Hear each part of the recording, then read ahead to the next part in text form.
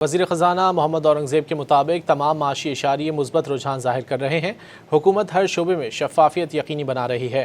اسلام آباد میں سرکاری ملکیتی اداروں سے متعلق بریفنگ میں انہوں نے دعویٰ کیا کہ گزشتہ 3 سال میں خسارے کم ہوئے ہیں، کچھ کمپنیوں کے منافع میں کمی ہوئی ہے۔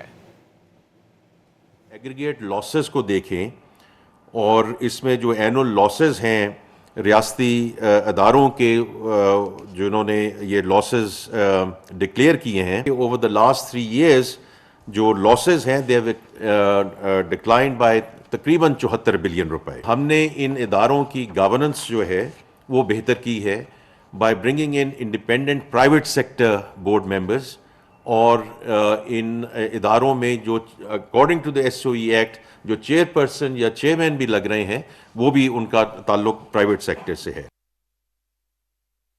وزیر خزانہ محمد اورنگزیب کے مطابق تمام معاشی اشاریے مثبت رجحان ظاہر کر رہے ہیں۔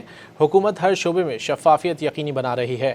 اسلام آباد میں سرکاری ملکیتی اداروں سے متعلق بریفنگ میں انہوں نے دعویٰ کیا کہ گزشتہ 3 سال میں خسارے کم ہوئے ہیں، کچھ کمپنیوں کے منافع میں کمی ہوئی ہے۔